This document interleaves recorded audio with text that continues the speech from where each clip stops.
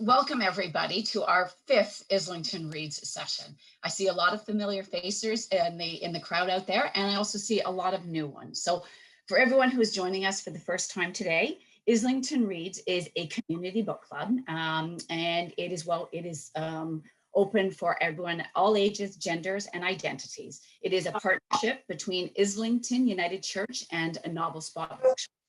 If you don't know who I am, my name is Sarah Petrosky, and I am the owner of a Novel Spot Bookshop. And we are so glad that you have joined us today to hear Abi Daré speak about her phenomenal debut novel, The Girl with the Louding Voice. One thing I'm going to start off with a few little housekeeping issues.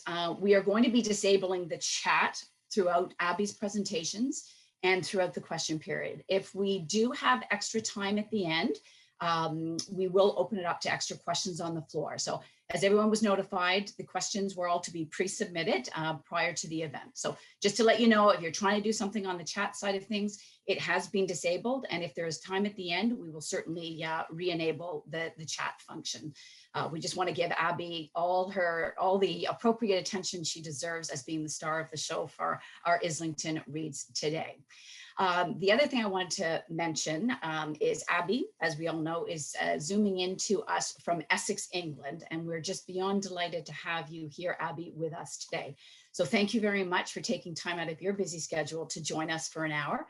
And at this point in time, I also want to thank Penguin Random House Canada for also helping coordinate Abi joining us today. And also in particular, I'd like to thank Abi's publicists, both Claire and Christina. So a little bit about Abi. I'm sure you've read the little snippet on the back of the book about Abi. Abi was born in Lagos, Nigeria. She was raised by her mother, who is her role model. Abi herself is a very educated young lady. She's got 3 degrees. Keep them all straight. The first one is she studied law at the University of Wolverhampton in England. She has an MSc in International Project Management from the Glasgow Caledonian University. And finally, because she decided she really needed to improve her writing skills, she got an MA in creative writing from Birkbeck University in London.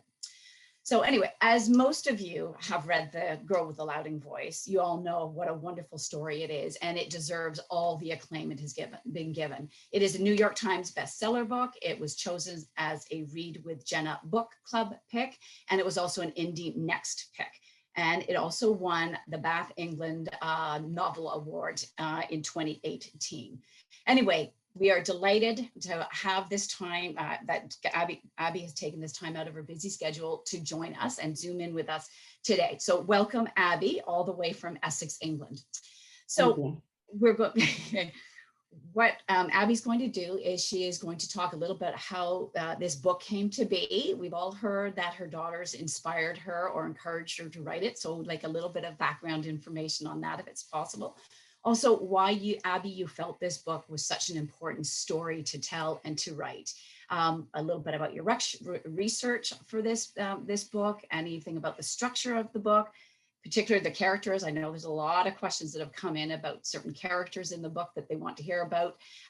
So we'll get to those questions later on. And any other tidbits of information that you'd like to share with us today with regards to The Girl with the Louding Voice, your phenomenal debut novel. So at this point in time, I'm going to turn it over to Abi. We're very excited to hear you, and thank you again. Thank you so much. I'm very excited to be here. So I was saying before that I've got a slight cough. So if you see me sort of go on mute for a second, it's just because I need to cough. Yeah, so The Girl with the Louding Voice is my debut novel. It was inspired by my childhood growing up in Lagos, Nigeria. So Lagos is a city that kind of reminds you of New York. It's very busy, very rowdy, has some lovely skyscrapers, and there's little pockets of poverty here and there. And I spent most of my childhood there in Lagos. I went to a boarding school in Lagos as well.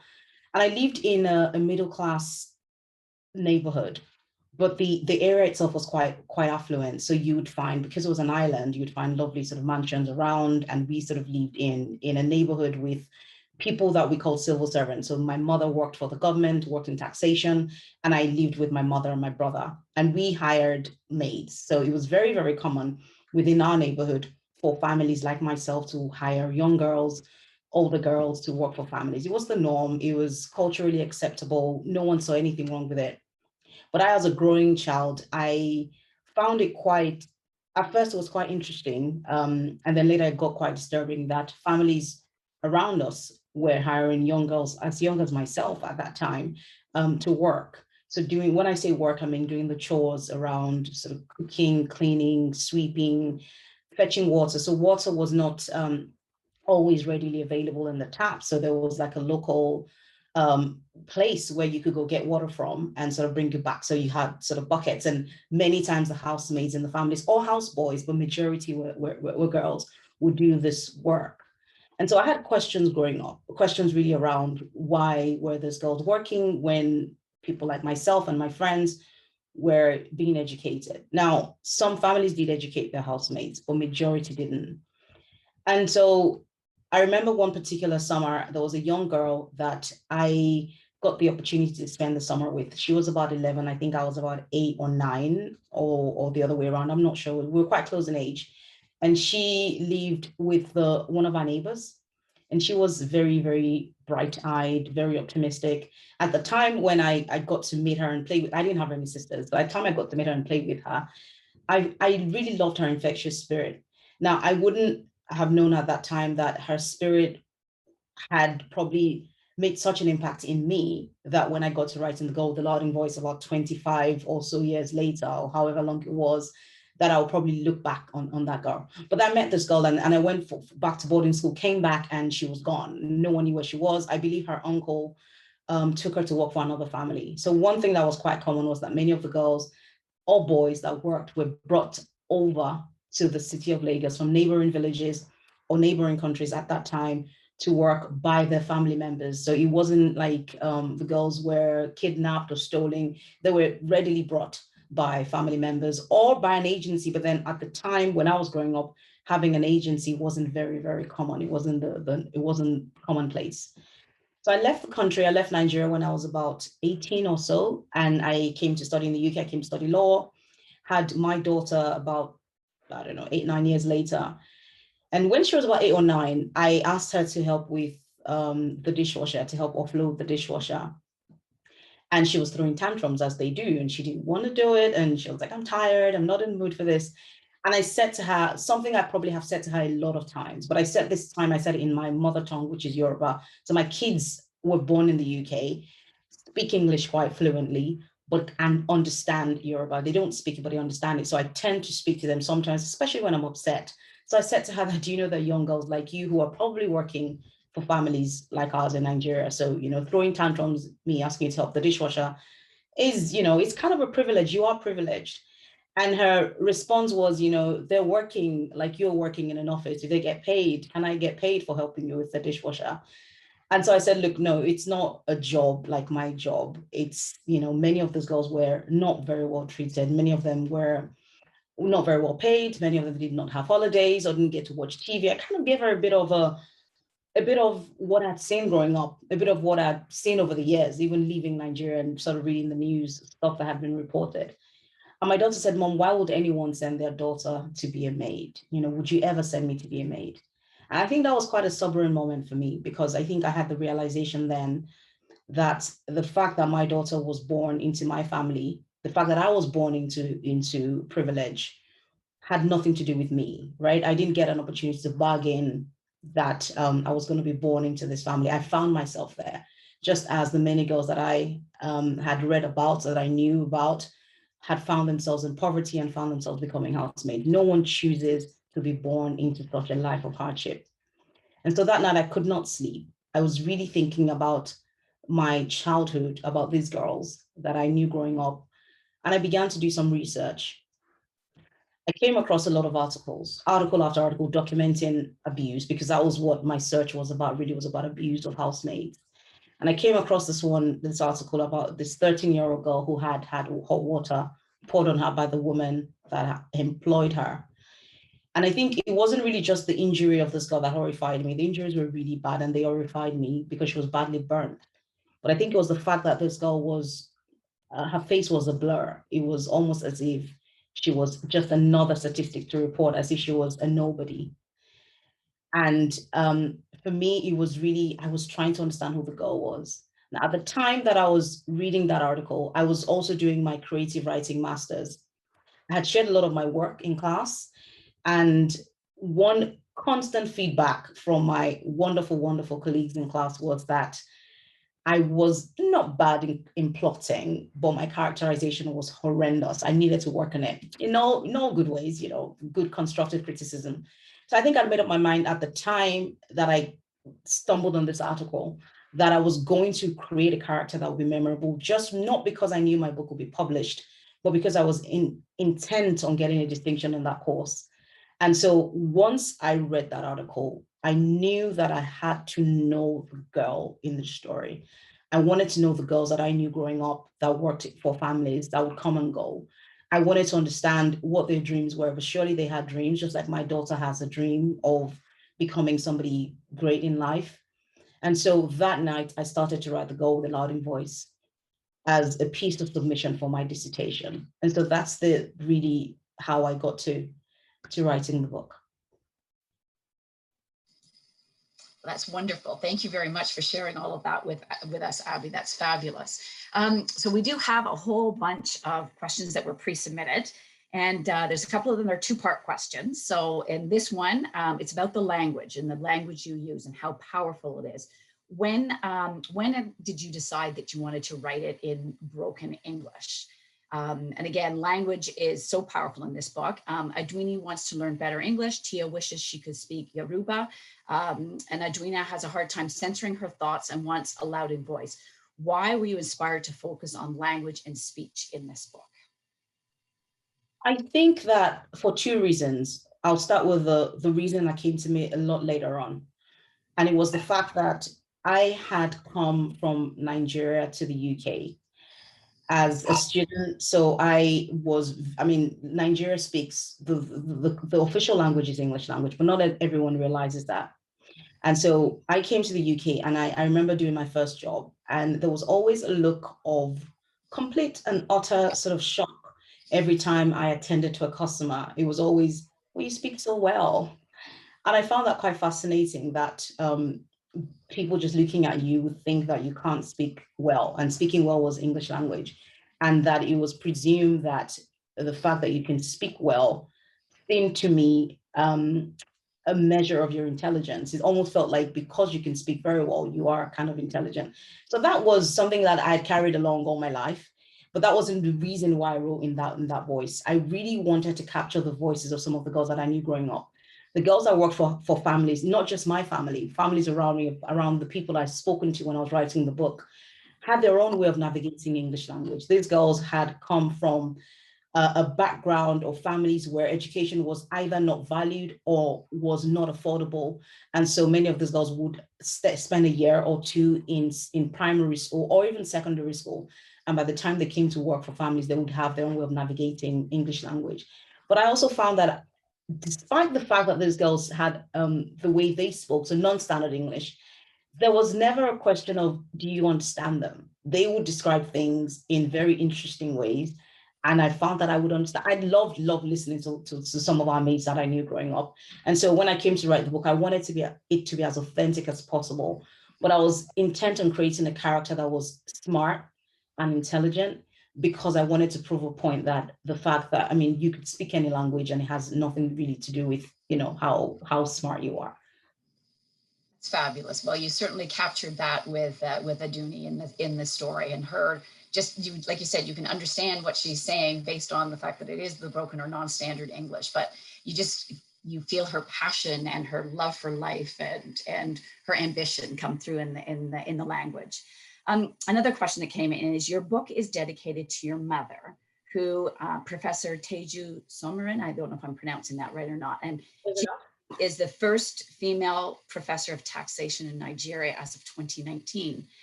How hard was it for your mother to get her education? She, again, like myself, was born into a family that actually was quite wealthy. My great-grandfather was quite wealthy. My mother had a father that he valued education so much that he educated people around him that could not afford to get an education. So she was born into quite a lot of, I think even more privileged than I was, but she was very determined to succeed. I think Nigeria is a country that really values education. I think having a one degree is seen as an absolute minimum. And so my mother has several degrees, and she thoroughly valued education, and she completely pursued it and put it in us, myself, my brother and I, to ensure we did similar. So I think she was one of the privileged ones, but there are a lot of millions of people that are not that privileged to be able to get one. And your mother has definitely been a role model for you, so yeah. Which is fabulous. And I'm sure you're a role model for your two daughters. When we're in good terms, yeah. You got to keep passing it along, right? I've got a daughter as well, and it's important to to encourage them to be the best that they can be. So the book is set in 2014 and 15. Has anything improved for young people, mainly women, and who are obliged to be servants in Nigeria today? Do you feel there's been any change? I think that what has been prevalent is the fact that a lot of this abuse that I see is documented. Like if you did a YouTube search, you would find people. So I'll give you an example. In December of 2019, it was shortly before my book was going to be published. I was getting ready to go on holiday with my family. I remember I was throwing stuff in the suitcase, and I had my phone, and I was going through my phone at the same time. I multitask quite badly, and I came across this documentary of a young girl who very, very much reminded me of Aduni's story. So a group of filmmakers had made a 4-minute clip of a documentary of a young girl that was being a housemaid that woke up in the morning, really tiny girl, catering to the family. And at the end of that clip, the young girl was waving at the girl from the family who was going off to school. Now that 4 or 5-minute clip generated millions of comments from Nigerians. It felt like the internet basically shattered with that, because there was so much rage. There was a lot of tagging of people in places of authority saying this needs to stop. So I think what has changed is the fact that voices are being heard now. People are speaking up. People are not tolerating it. On the flip side, I remember when my mother read The Girl with the Louding Voice, it was her first work of fiction I think she read in about 20 years. She's been buried in academic work. I remember her calling me and saying, Abi, when we were your age, it never occurred to us that it was anything wrong with hiring girls as maids. My mother never ill-treated her maids, and I don't think any of her friends did, but it was the fact that this was the norm. Now, when I was speaking to a group of women my age in 2020, a lot of them were saying, if I see my next door neighbor hiring a girl that looks younger than 16 or 18, I would go speak to her and I would challenge that. So I think that's what is different. The fact is that we're more willing to speak up against that, and I think that's just general across the world. There are means to speak up, and there are means to stand up for what we think is a violation of rights of children. That's great, because that actually answers the next question, which we did have, was how have Nigerians responded to your book? And is there a possible change in attitudes and culture towards women there? So I think that, what you've answered is just wonderful. It's nice to hear that there is positive coming out and positive changes being made. The next question up is the use of color, in particular purple and red. It sort of runs throughout your book, and also, as we all know, the cover of the paperback is purple. It's a brighter, much more vibrant color in the hardcover book. But was that on purpose that you thread those colors, or are colors extremely important to you in a way that you wanted to get through between the purple cross and the purple towels and then always the red dresses and the red fabrics? I just wondered if there was a reason behind the use of color. That's a very interesting question. I don't think, I love purple. I think it's a beautiful royal color. And I love red. My old house was decked in red all through. but I think it was subconscious. I think writers, when you come to writing things, many times don't realize that a part of you is sort of bleeding onto the pages, into the words you write. And so it wasn't anything that I consciously did, but I found it very fascinating that the wonderful, wonderful book designers at my publishers picked up on that, and they created wonderful covers for the book. But it wasn't, I didn't go into the book thinking I'm going to talk about purple colors or red. It just came through. And I think the purple robes from the women came from my boarding school in secondary school. We had a woman there that would wear purple. And I just found it quite interesting that she always wore purple, like day and night. She never changed what she was wearing. So it was her uniform. It was kind of her uniform. So maybe that was what I was seeing when I was writing. But that's not, they're totally different women. It was just the fact that she was wearing that color. And I thought it was interesting that she always never changed her color. The color of her. Wonderful. Well, the descriptions are so throughout the book are just wonderful. So you feel you're almost there in Madame's, Big Madame's, her fabric store and everything else. So it was absolutely wonderful. So next question is, many of things that have happened in the book can be characterized as being a stranger in a strange land. So Aduni, when she comes to Lagos for the first time, when she's at the market, when Tia is going for the ritual bath. Why is it such a powerful theme in the book, a stranger in a strange land? I wonder, maybe because that came a bit from me being so away from the country, in the sense that I haven't lived there for so long. But I also think that you tend to see things in a different light when you're coming to things new. And it was important for me, because I was writing in the voice of a girl that was not me. So I was writing first person, girl born in poverty that I had never experienced in my life, who had no education that I'd never experienced in my life. I think it was important for me and for her to come to all these things anew, so that I could describe it through the eyes of someone seeing things new. So me writing The Girl with the Loud Voice, I constantly had to divorce myself as an author from Aduni's experiences. And I constantly asked myself, how would Aduni describe this? And I think for Tia, because she came with ideas that were seen as maybe foreign, and I wanted that to happen. I wanted her to have those foreign ideas, if I can put that in quotation marks, because not everyone feels that way that lives there. But the truth is that when you're not part of a society, when you come in, like I said, you see things differently, and you can sometimes challenge things. Not always. Some people come in and absolutely blend in. But I really wanted Tia and Aduni to connect in that way, to see each other as people who are lacking that understanding of being part of society and finding themselves that way. In a way, Kofi as well, the cook, he sort of had the same experience as well. So he was also sort of an outsider, but in their own way, they connected on the father-daughter relationship that, again, was missing in Aduni's life.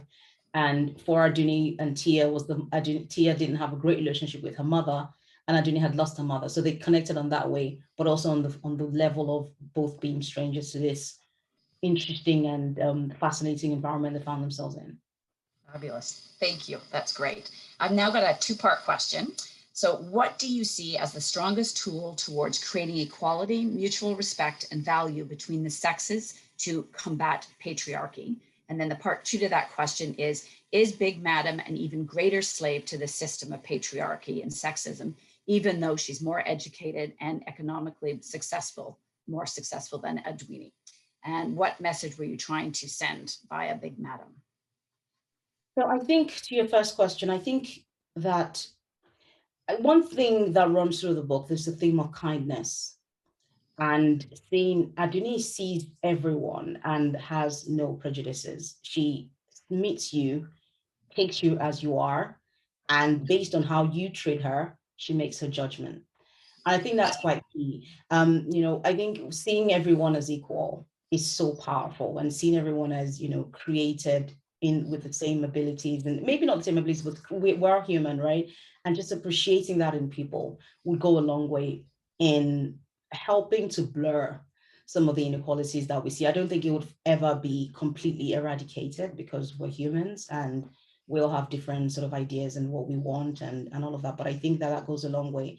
Just that kindness, and which is what I tried to show in the book, that as it goes from poverty into wealth, that theme runs through. She meets kind people in her village and she meets horrible people in her village, and it's the same thing. But I think with Big Madam, I think it was important for me, for Aduni, to see that education is not the answer to everything she seeks. Because I just think that's the reality of life, that as women, especially women that are in societies where patriarchy is deeply rooted and where it thrives, that the fact that you're educated is great, but it doesn't necessarily free you from the clutches of that. And I didn't realize is that.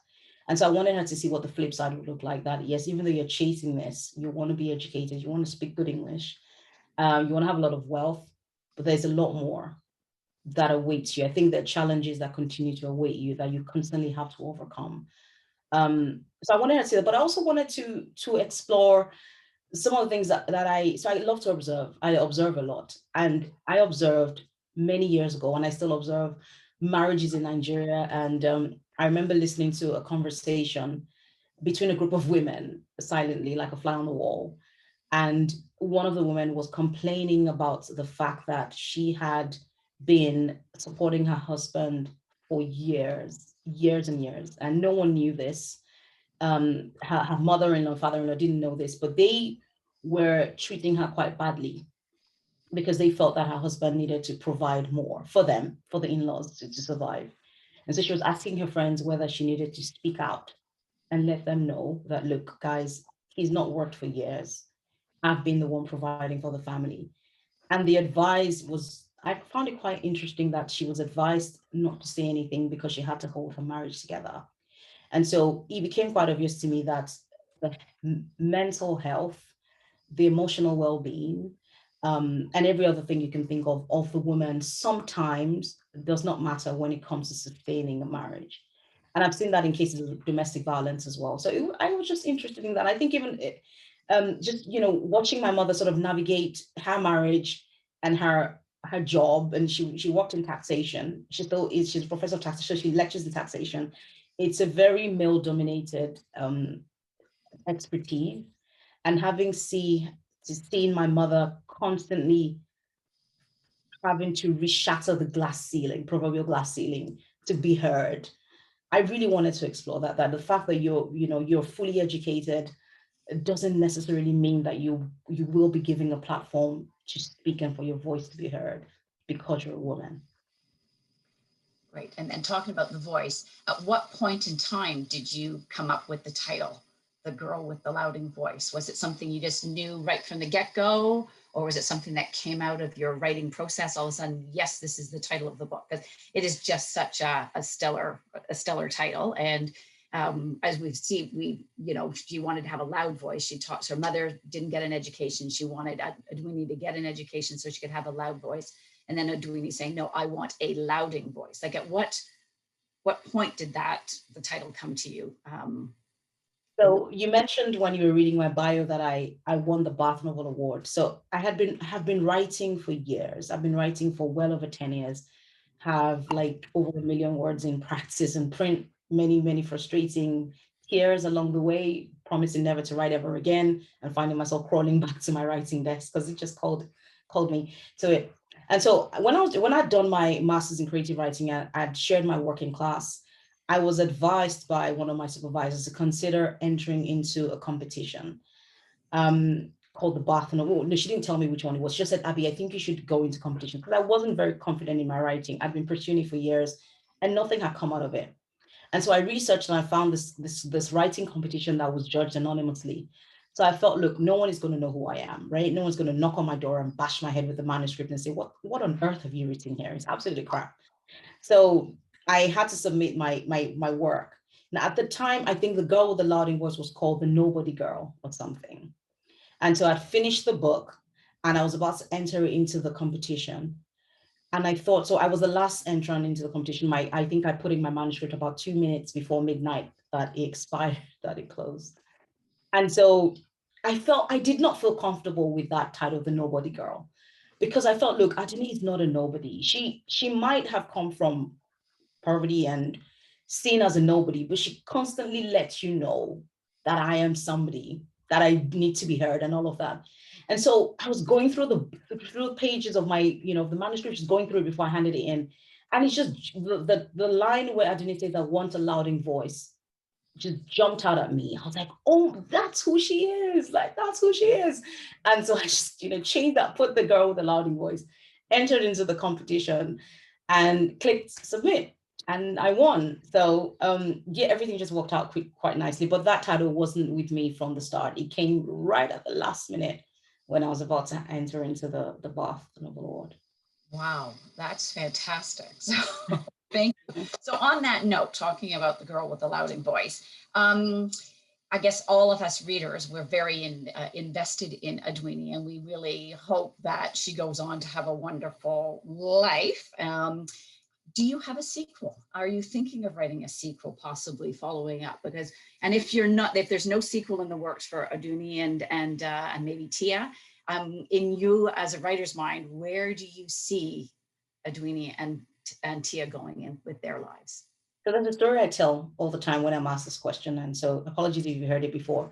But my mother, who, like I said, hadn't read a word of fiction for 30 years, found herself in Lagos during a lockdown, having nowhere to go, no meetings, no events. And so she turned to my book and started to read it.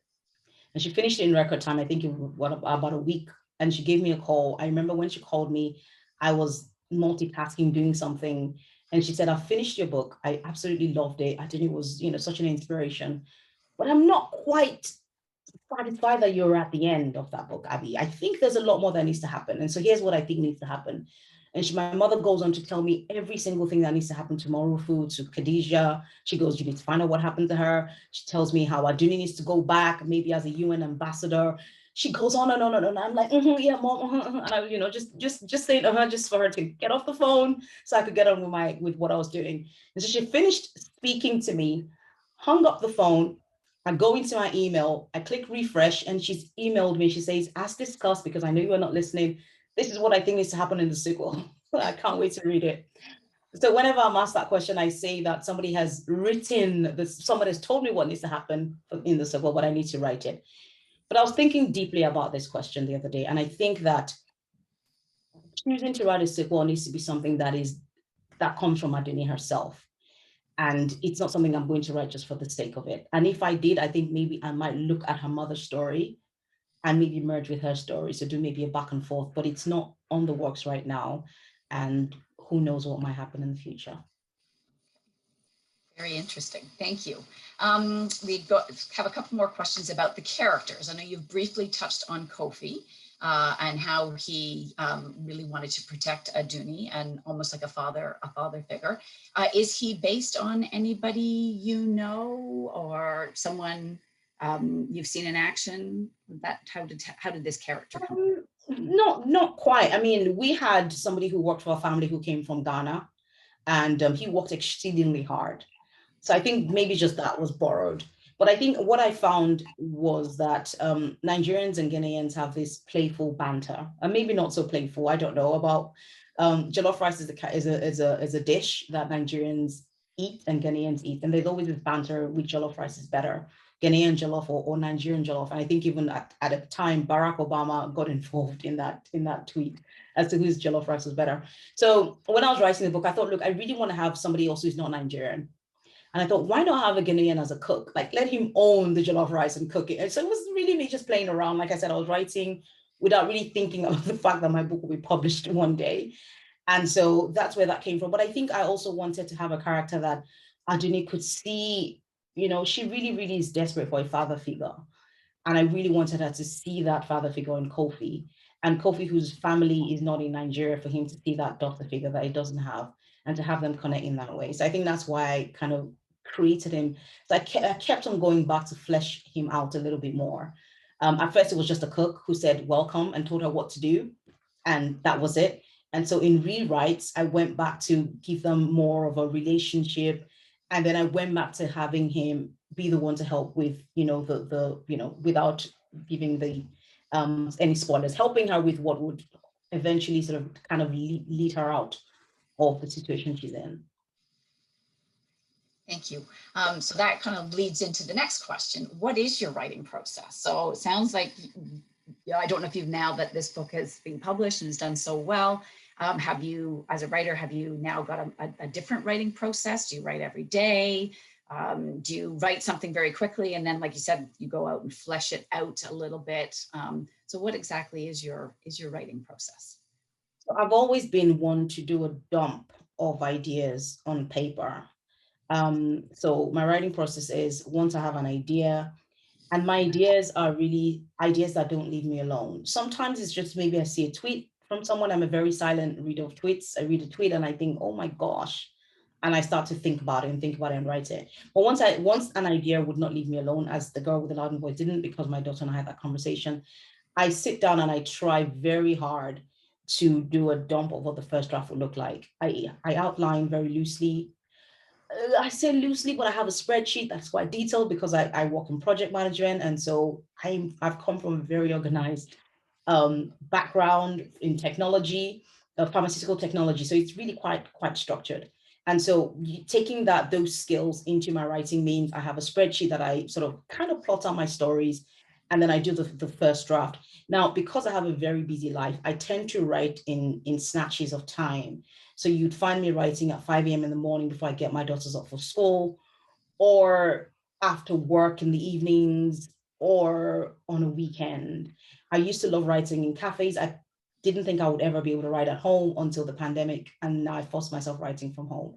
And then once I've done the first draft, I usually do not go back at all reading anything of the first draft until I've written the end. And I always type the end. Once I've done that, I put it away for about a week or two or more, depending on how much time I have, and I go back after that. So while it's away, I try to read other books and just to rekindle my inspiration. Then I go back and then I do my edits. So again, your answer is a good foray into the next one. Are there any writers that inspire you? And then also, what books do you yourself like to read? You say your mom's a nonfiction reader. Are you more of a fiction reader? And if there is, what's on your bedside table right now? I'm inspired, I always say, by, sorry, I've got a cough, 1 second. Okay.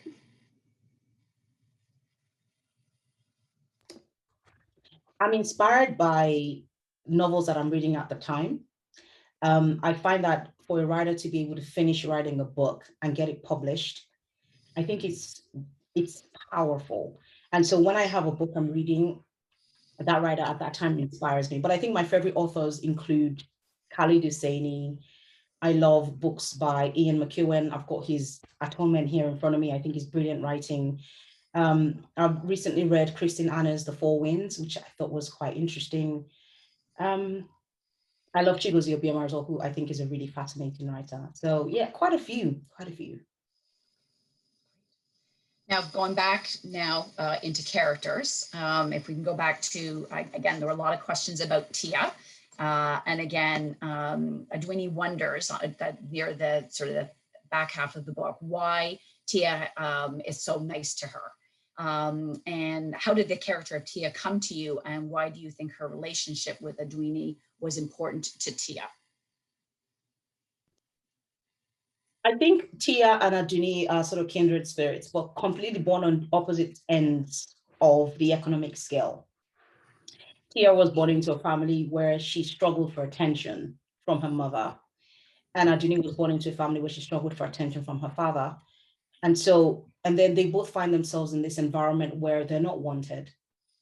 And so they come together. And of course, Tia has her own struggles. She is struggling with infertility, and Adwini offers her some advice. And Adwini sees her as she is, right? She doesn't make fun of her for her wonderful interest in climate change and all of that. And Tia, on the other hand, sees Adwini as she is and doesn't make fun of her for not speaking very good English. So I think it's just something about two people coming together from two different backgrounds and still having the same needs and wants, or different needs and wants, but kind of similar, and sort of becoming friends. I really wanted to explore the possibilities of friendship between two women that came from opposite ends of the world, so to speak. I think that's really what I wanted to do. And I remember writing that and asking myself, is this realistic? But then as I was doing one of my book events, I spoke to a Nigerian woman who said, I am Tia, you described me. Every time I go back to Nigeria, I think she lives in New York, I seek out girls like Ajani and I bond with them and I become friends with them. So thank you for writing that character. So I think that gave me a bit of reassurance that, okay, maybe it wasn't so bad to have looked at that. But I just wanted to show that, look, the fact that somebody was born in poverty doesn't mean, or completely different to who you are, doesn't mean you cannot be friends, and even not beyond friends, have a really solid, fruitful and powerful relationship. So again, you've touched on Tia and her environmental involvement. The way you structure your book, you've got the facts about Nigeria, which I found absolutely fascinating. I thought the way you use those headers as a foray into some of the content within the chapters was absolutely brilliant. So you talk about when Adwini goes to Tia's house for the first time and she sees the glass on the roof, meaning the solar panels. And Aduni's comment that, wow, this could change my village life completely if we could do that. Do you know if that has happened? Have villages in Nigeria started to harness the power of solar power? My mother has solar, and a few families around do have solar. But I think that I came across this website of a young guy, I think that's where that came from, whose mission was to power up villages and societies that could not afford to have solar electricity. I think that's where that came from. But I don't think it's widely spread out. I don't think everyone's looking at it because it's quite expensive to install. And I know that and it's quite sad because there's sunlight, there's so much sunlight in Nigeria that it's almost a no-brainer that we are in a position where there's still issues with electricity across the country, when that could be a possible solution to that. But the sad thing is that the failure of the government has led to the point where you are the government yourself. So you pay for you buy your electricity, i.e. my mother had to install solar, but apart from having solar, she's got an inverter as well. She gets home water herself. You've got to be very, very financially strong to be able to live a reasonably comfortable life. And so I think that was thrown in there with the hope that if the book ever got published, that somebody out there would read it and think, I can do a lot more for these people the way that young guy was trying to do. I don't know how far he got with his project. I think it was just a small thing he was trying to achieve or to do at that time.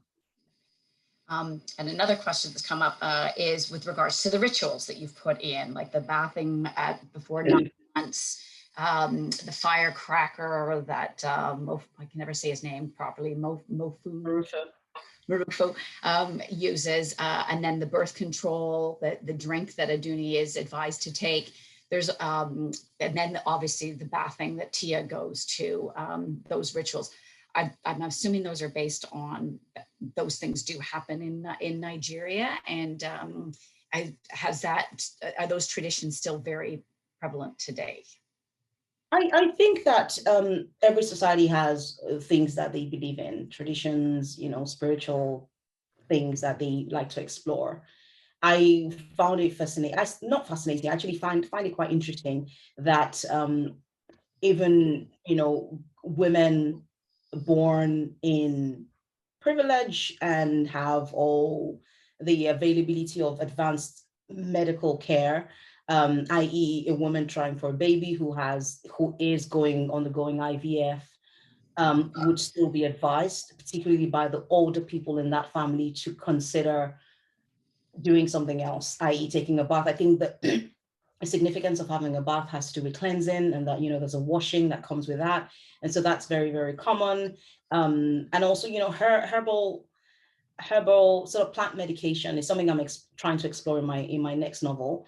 Is It's huge because there's, as you know, the medical facilities in Nigeria are very lacking, and you have to be able to afford it to be able to get adequate medical care. And so what tends to happen is that people like Aduni, who are born in extreme poverty, would not necessarily, I don't know, look at sort of Western methods of contraception, if I can describe it that way. And they would look at, things that work for them.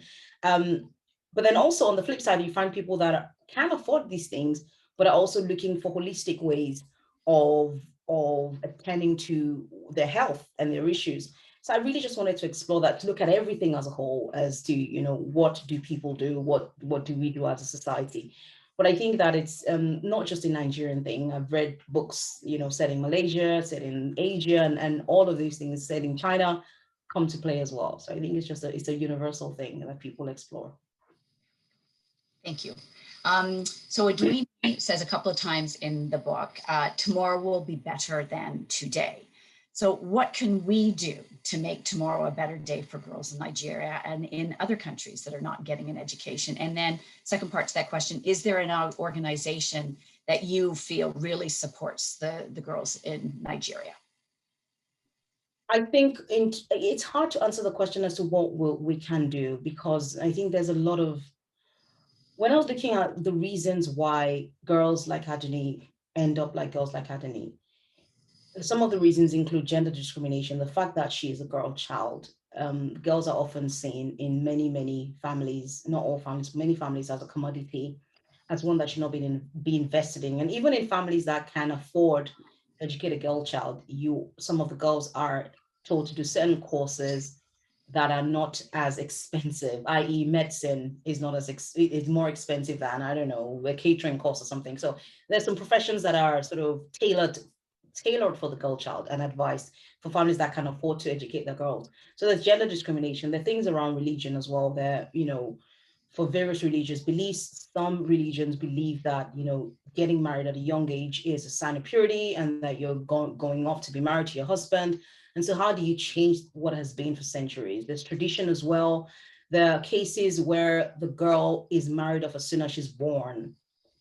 Her husband is married to her from the moment she's born. So so this has nothing to do with the economic powers or anything. It's just the fact that she was born into this family that has these beliefs. So challenging those things or trying to change that is really difficult. But I think one thing that has been powerful and that I've seen lately is the fact that women, girls are shown as being able to solve issues, right? You're seeing girls like Malala who are speaking up and changing the world. And I think that is opening the eyes. Thankfully, we're in an era where everything is easily accessible. And so people are seeing that actually my girl child has a head on her shoulders and she can be great. So it's really about education and more of exposure. And then I think in terms of, is there an organization that helps girls like Aduni? I don't know about an organization that helps girls that are in domestic work. There are a lot of charities and non-governmental organizations that help to educate children. I know a few that I support myself, and help to reach the girls and boys in extreme poverty. There's one called Slum to School Africa who goes into the slums. And I remember I was looking at one of their, what they've done over the lockdown, where they actually went into the slums and handed out laptops so that girls and boys could log on and connect to a teacher, where they would not have been able to do that because of the lockdown. So there are people and organizations doing great things like that. But in terms of for domestic workers as such, what I know is that there are many organizations that are trying to ensure that they curb the prevalence of hiring young girls as maids and ill-treating them. So that's in existence. But in terms of a scholarship and all of that for them, I haven't seen any myself. Wonderful. Thank you. So I guess we're getting close to the finishing of the hour. So thank you very, very much for all the all the insights and for taking the time up to be with us today. It's been wonderful. So thank you from all of us to you. Really appreciate it. And we're excited to hear that you are obviously working on something else, and she's sort of I'm trying. Herbal remedies into in your next story. So very, very excited to hear that, because like I said, we think The Girl with the Louding Voice is an absolutely phenomenal book. So thank you. And just before I pass things over to Reverend Maya, Katie, who is a colleague of mine at A Novel Spot, there was one thing that really stood out to her, and it was when Edwini says, "When I walk away from the library, I don't close the door. I leave it open for the spirit in all the books to be following me." So, and as Katie aptly put it, may the spirit of this book follow everybody who has come here today. Hopefully it follow along with you. I certainly know it is a book that's going to stick with me for a very, very long time. So thank you. You're an extremely talented writer, and we are just beyond delighted to have had you with us here today. So thank you very, very much. And now over to Maya. Thank you so much for having me, and all of you for taking time out of your busy work schedule to speak to me today. Thank you. Thank you. Abi, we want to bless your girls as you raise them to have a louding voice, and for those who are gathered here who are connected to part of educating and helping people know their place in the world.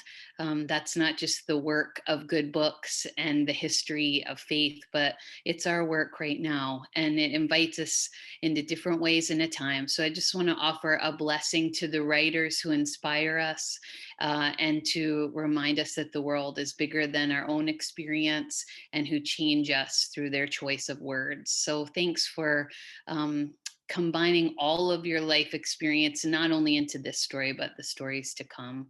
And for Sarah, for choosing questions that spark in us our own questions to come, and help us to read at different layers, and to look for the color, and to look for the names and the words that will guide us even in the next few weeks. A story stays on our heart. And so I offer all of you readers a blessing in this time for resilience and strength, and a reminder that you never read alone. And that calls us into building a world for our daughters, and for the next generation of readers. So bless you. We hope you'll return. June the 8th will be our next book club, and the book's a little bit closer to home with a Canadian writer who will meet Leslie Crew, and I hope that you have a chance just to continue your reading journey. So we'll see you soon. Thanks for being part of this community, and bless you all.